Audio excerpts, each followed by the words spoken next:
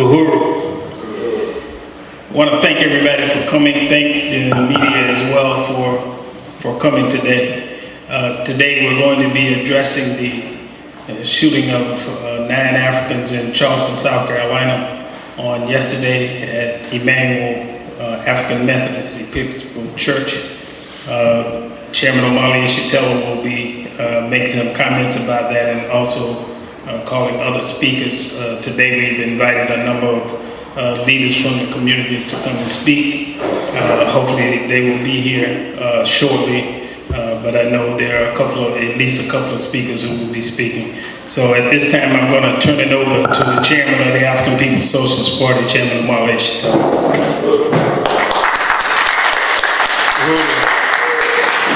Thank you very much, and Chairman Raymond for the introduction. And I want to thank the media for coming out for this discussion. For some people, Charleston, South Carolina may appear to be far away, but what unites us in proximity is the fact that there is a commonality that we experience in this country and much of the world as African people to the kind of terror that was visited upon that community on last night. So the objective here was to invite various forces from our community, from the African community in particular, and from the St. Petersburg community at large, particularly people who are activists. We are expecting someone here from the Southern Christian Leadership Conference, and there's a possibility that someone will be here from the Nation of Islam. The thing is that this was a hurriedly called meeting, as those of you from the media are quite aware, but it was felt really important that we called people together around this issue with some expedition. Right now, there's a lot of attention being given to young white man, Dylan Roof, who is accused of having gone to that church and sat there with the African parishioners precisely because of the community. Our community is generally so open, and some white stranger, notwithstanding the history that we have in this country with white strangers and white people who we know very well, could sit there for an hour or so before executing 9 people, including the pastor, killing 6 women and 3 men, we are told. And so a lot of attention is being given to Dylan Roof. And indeed, attention should be given to Dylan Roof, especially if he is, as what appears to be the case, the person who committed these offenses against our community.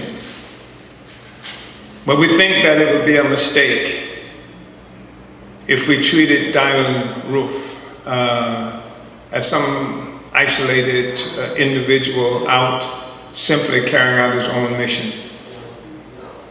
I think it's important to state that the state of South Carolina still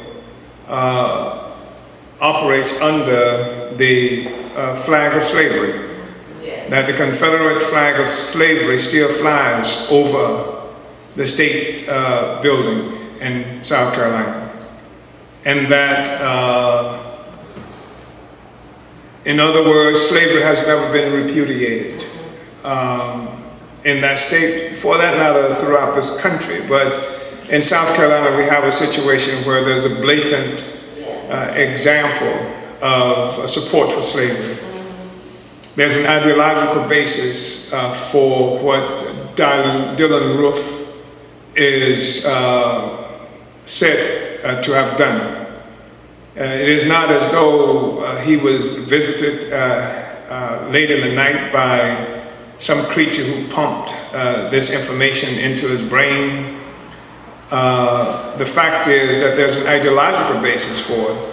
And that ideological basis is reflected in part in the fact that the state flag is the flag of slavery. Yeah.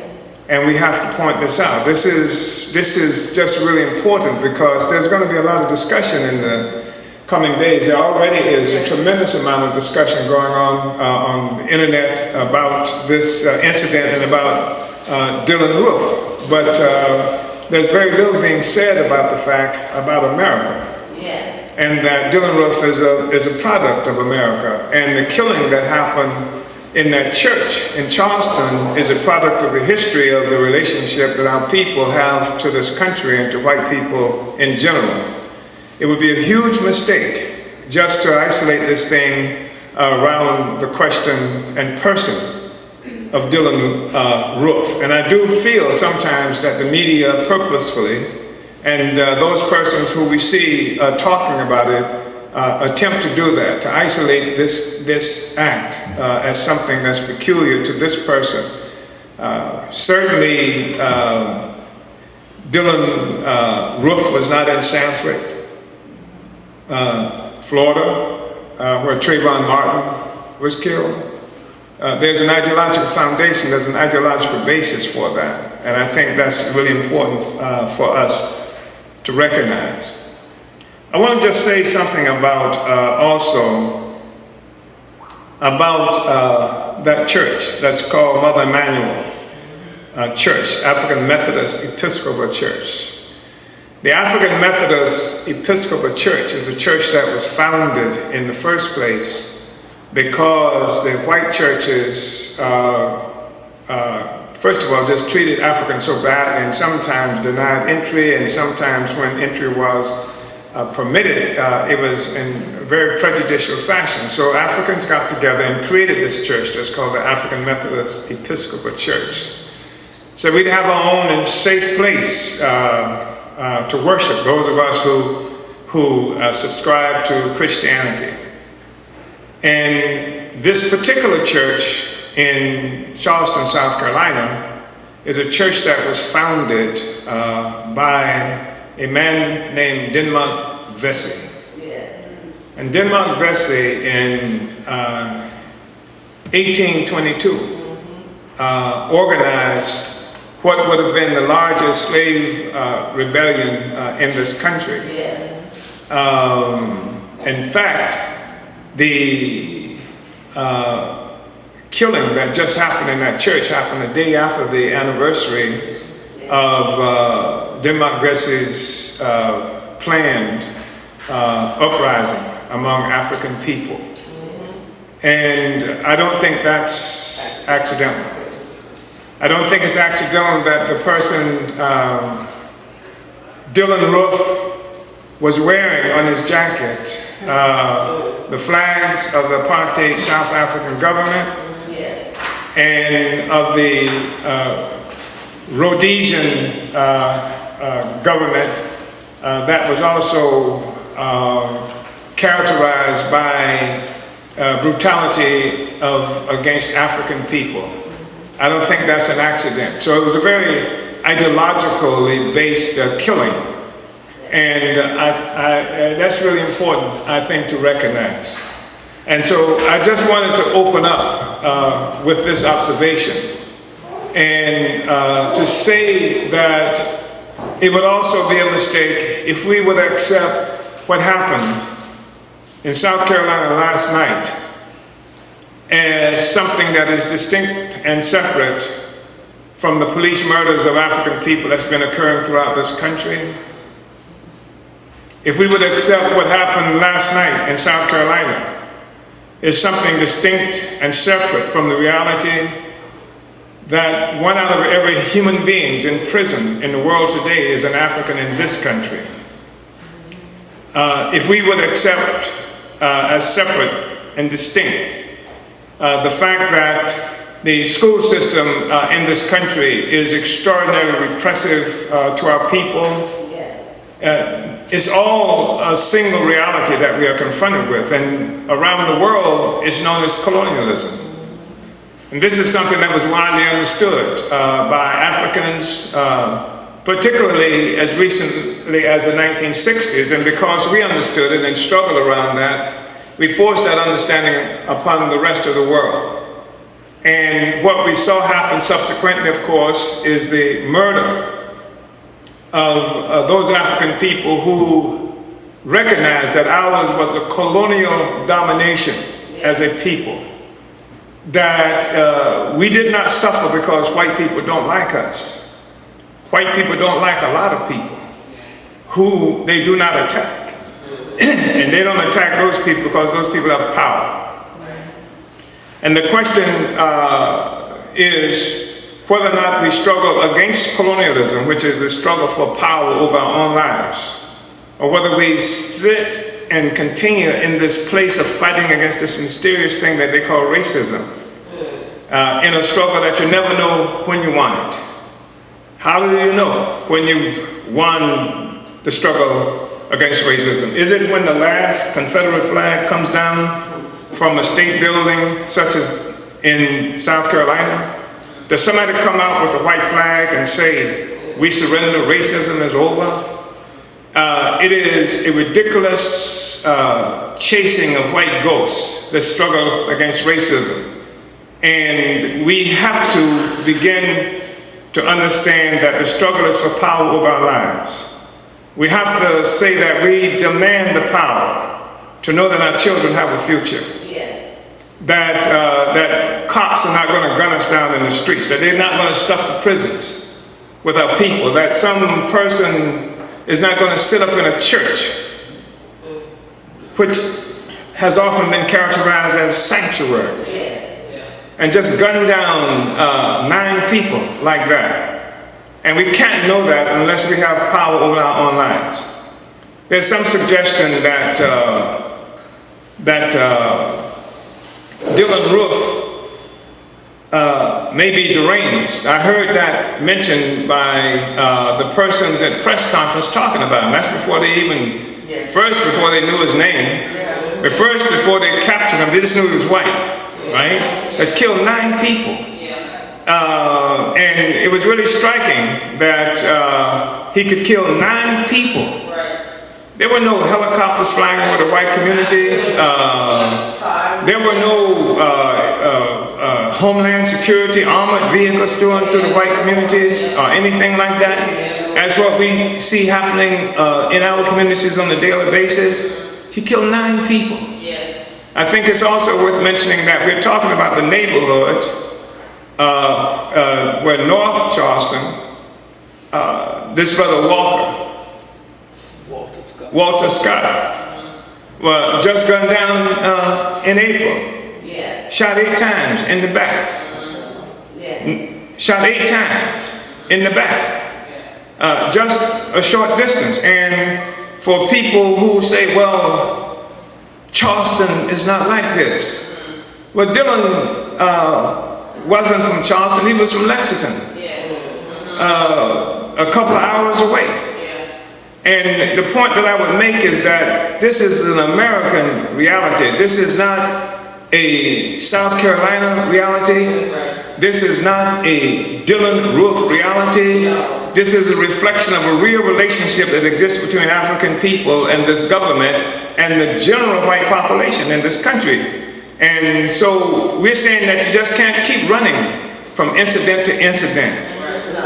You just can't stay on your knees hoping that white people are going to learn to be better, that the cops will have enough training and sensitivity and wear enough cameras that will keep us secure. We are convinced that the only road forward is for us to be a self-governing, self-determining people. That's the solution we've been promoting a long time ago. That we have to struggle against colonialism and take our affairs in our own hands. I want to thank everybody for coming out, and I want to introduce a couple of other people who will be speaking. There's Reverend Bruce Wright, who is from the Economic Human Rights Campaign and also with the Green Party. And I would appreciate him coming forward. And what I want to say is that what I've done is express the opinion of the African People's Socialist Party and the Uhuru movement, I do not assume that anybody who stands up in solidarity with us will necessarily have the same position that we have on this question.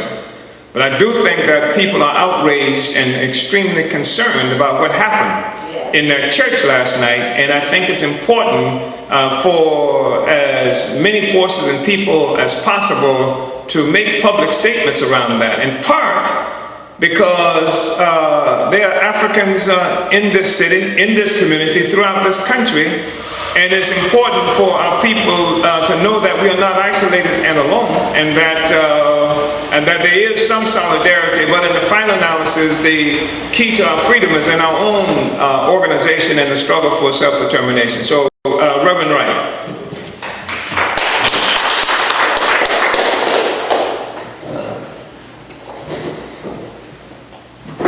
First of all, I want to thank the Uhuru Solidarity Committee for inviting me, as well as the Uhuru Movement and Chairman Omali Yeshitela. As was mentioned, I am Reverend Bruce Wright. I am with the Poor People's Economic Human Rights Campaign and the Green Party. I'm also a member of the Solidarity Committee. And I want to say that both the Green Party and the Poor People's Economic Human Rights Campaign stands in complete solidarity with the statements that have been made and with the Uhuru regarding this and many issues, and most issues. It's already been mentioned, and I want to re-emphasize it. As a minister of the gospel, I am appalled, incensed, and just very much angered and saddened at the tragic death of 9 African people at the AME Church in Charleston, including Reverend Pinckney, and including 3 women. This was a brutal, calculated attack. It was a murder. It was not the act of a crazed individual. Of course, anyone who kills has an element of mental disturbance, but that isn't what this is about. This is endemic of a system that brutally oppresses African people and indigenous and Latino and Asian and Middle Eastern people. In fact, let's say it for what it is. It is a white supremacist system that has existed since the founding of this country. And as a minister of the gospel who follows someone who's an indigenous person of color, Jesus, then I have an obligation as a minister not only to stand against this particular brutality, as it also involved a fellow Christian minister, but any kind of brutality that has happened against the African community. This is not an isolated incident. This is an act of cowardice by people that have chosen to be a part of an oppressive system that has existed since the founding of this country, really before the founding of this country. And it is a reality. This is the act of a white supremacist, but let's not say it's just a particular white supremacist or white supremacist group, but it's representative of groups that have committed acts of vigilantism, like Zimmerman, who is a brutal murderer who should be in prison, and acts of violence against young people, as in the incident that we're all aware of now that happened in Texas at the pool party. A young African woman, actually a teenager, barely a child, was brutalized by the police. And the police routinely brutalize and murder African people. We know this is true of people like Michael Brown, Eric Garner, Tamir Rice, and so many others, including the gentleman who was shot in the back 8 times not far from the incident that occurred. We know it's true in our own city. Some 20 years ago, Tyron Lewis was murdered by the police, and several African young men have been murdered by the police in this city since. This is a reality that we as white people, and we as people who call ourselves people of faith, as clergy, have a moral responsibility to stand in solidarity with oppressed people in the African community and all oppressed communities against this kind of violence. This violence should not, in any case that happened in Charleston, be written off as random, as a problem with gun control. I already hear both of these things coming up, or the acts of a crazed individual. And as the chairman eloquently pointed out, why is it that you shut down when there's a shooting of a white cop or a white person by supposedly a person of color? You shut down the African community and heavily police it, but the same has not happened in the white community. This is endemic of the injustice system that we have in this country, and it must be overturned. This is a brutal system that has brutalized people here and all over the world, and it must be overturned. Thank you. So also I'd like to call up Penny Hess, who is the chairwoman of the African People Solidarity Committee, to say a few words. Uhuru, I am the chair of the African People Solidarity Committee, which is the organization of white people that works under the leadership of Chairman Omali Yeshitela and the African People's Socialist Party, organizing in the white community others to stand in solidarity with the right of African people to control over their lives, to the liberation of Africa, and for reparations to the African community. And I'm very honored to be here today, and I want to express the most profound solidarity from the APSC with the families and victims of this hideous white terrorist assault on the African community in Charleston, and that we denounce this historic white terrorism of the white community against African people.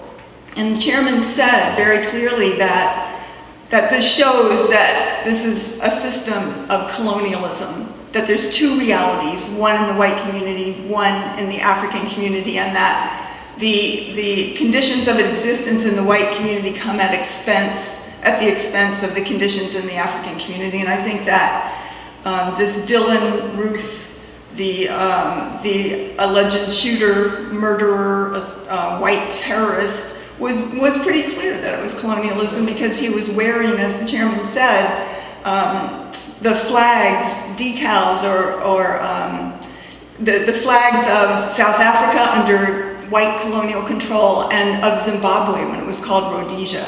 So it was clear that Africans are one people around the world, that we live in a system of colonialism which he was working to protect and uphold. And that this question of colonialism is critical, as the chairman said, because the question of racism is simplistic. It's the ideas in white people's heads. It's not going to change on its own. It is the underpinnings of a system built on slavery, built on genocide, built on the assault and kidnapping of an entire continent of human beings that turned African people into the first commodity of capitalism and built capitalism. And if we look at the question that the chairman asked in his book, An Uneasy Equilibrium, where he says, would there be an America without slavery and genocide and colonialism? And he says the answer is no, no, no, 1,000 times no. This is the DNA of the US, and this is in the history of the white population of this country. That the lynchings, the terror, the assaults on African people, the convict leasing, the colonialism, this is the understanding that this country is built on the fact that there is an oppressor nation that benefits from and oppresses and colonizes through military and the state, and also economically another whole people inside this country, and that white people act as an arm of the state. It's not just the police murders that we read about almost every single day. It's not just the police, it's the regular civilian white population of the United States. And we understand that it is the resistance of African people right now that is changing that. This is forcing this onto the agenda so that the media even covers what is happening to the African community today. And in the African People Solidarity Committee, we stand in solidarity with the right of African people to black community control over the police, and to black community control over their own communities, economically, politically, and the right to Africa as their birthright. Africa belongs to African people, and all its resources belong to African people. Everything that has been stolen, everything that white people expect in our lives, our opportunity, our democracy, comes at the expense of African people. And the world is changing because Africa will be free. And this system that is a blood-sucking parasite is going down because of the resistance of African and oppressed peoples. And I just want to call on people from the white community to take a stand in solidarity with the struggle of African people for liberation, to take a stand for reparations to African people, and to join Uhuru Solidarity Committee and come to uhurusolidarity.org and join our campaign for Days in Solidarity with African people, which is being carried out in many places throughout the United States and increasingly the world. Uhuru. I want to thank Penny and Reverend Wright, Chairwoman Hess and Reverend Wright for those statements. And I just want to announce that on Friday at 6 p.m. We'll be having a community meeting here to deal expressly with the killings that just occurred in Charleston. And I think that again, it's really important, certainly for this community, to show solidarity with our people there. There should never ever be a sense of people having to struggle alone. Not us. We had to go up all the time against this idea that we are outsiders when we go into different places to try to unite with our brothers and sisters under a terroristic attack. But we have to show this solidarity. And I also just wanted to point out, I think something that's very obvious to everybody by now, particularly when it comes to this whole relationship to just ordinary white people and the attacks that's happening on our community. White people who, from a colonizer population and a relationship they have with colonized people.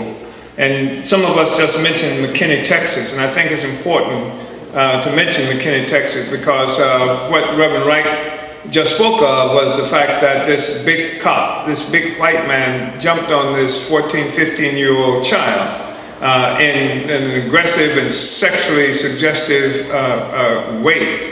Something that we've had to live with or struggle with since first coming to this country. But what's not spoken of most times is that the whole incident at that pool party began because two white women attacked an African person who had the young people come over and participate in that pool, and who slapped her, jumped on her and said, "Why don't you go back where you come from?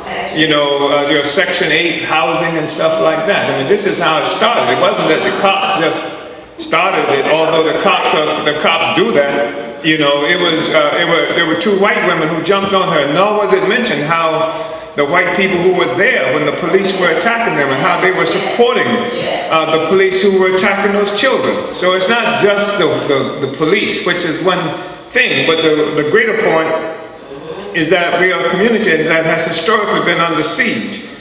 That's how we got here, as a consequence of under siege. We didn't come here voluntarily. Somebody kidnapped us and brought us here against our will. And I also think it's important to mention that I saw some of Obama's statement about this earlier today, not too long ago, in fact, a few minutes ago. And it was striking because one of the things that he really centered on in his discussion was the question of gun violence. And you know, I just found it extraordinary. I mean, he had to mention that there was black people who got killed, and there was a white guy who killed them, but he was talking about gun violence and how nothing like this happens like this in terms of gun violence happens in other countries, right?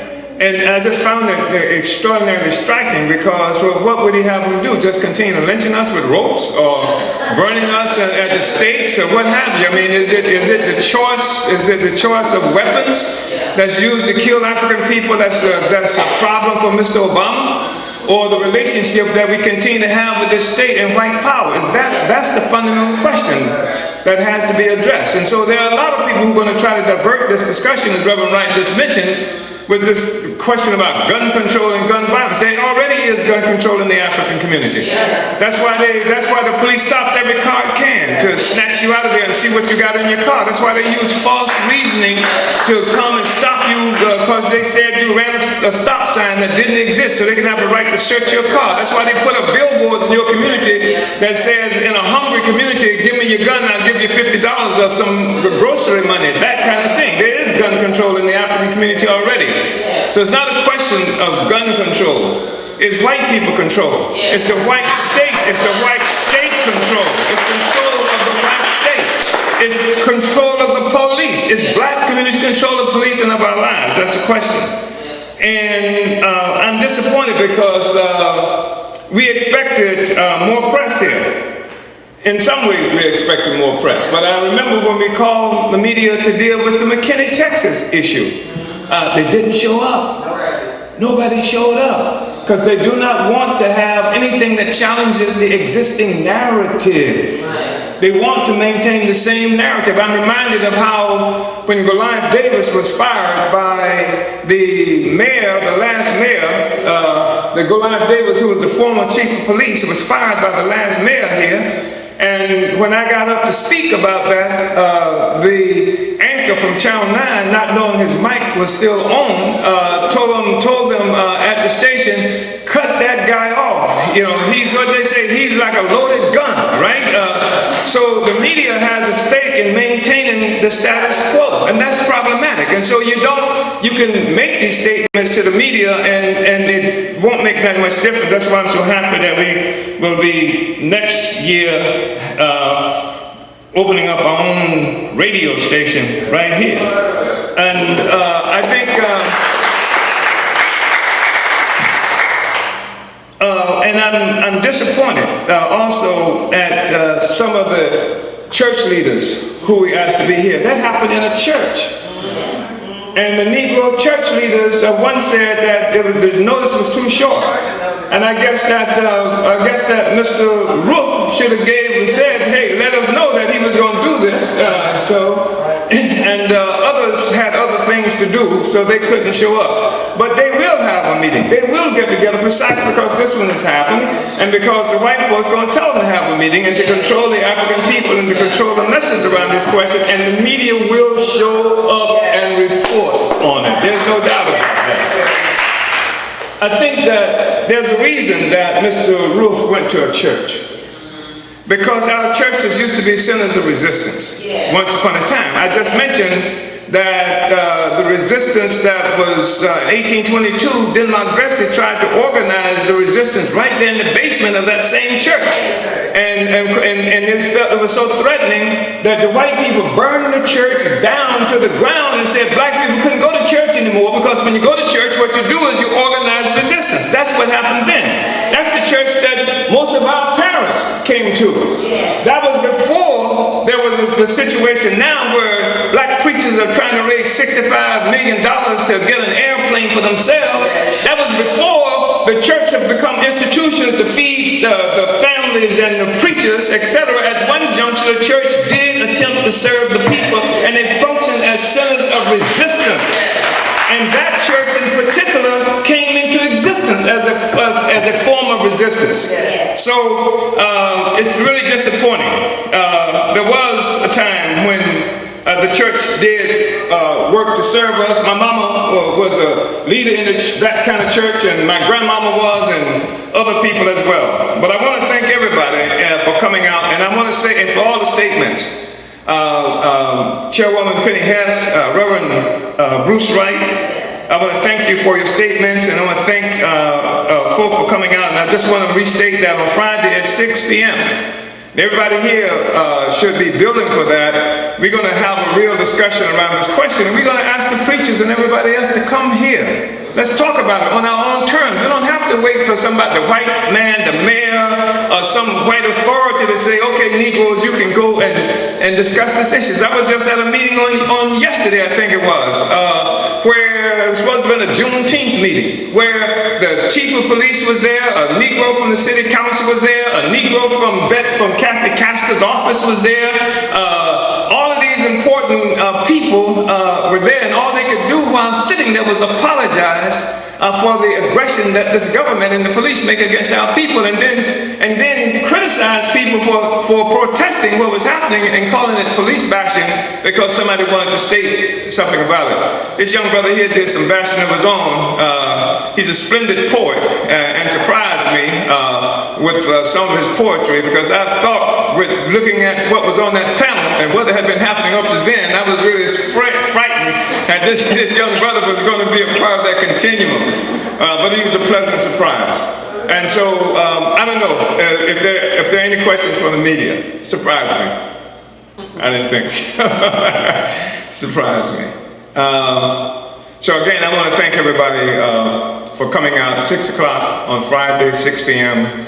Let's deepen this thing, and let's talk about what we have to do to be free. And let's get off our knees and stop begging and pleading that people, please, boss, please like me, please let me move into your neighborhood, please let me do all these things, and let's create the kind of world that's going to be a decent world for us and for our families. That's the only way any group of people, any nation has ever been able to achieve any kind of integrity that's been a slave, is to fight for total freedom, as opposed to fighting for the slave master to treat us better. Yeah. So thank you very much.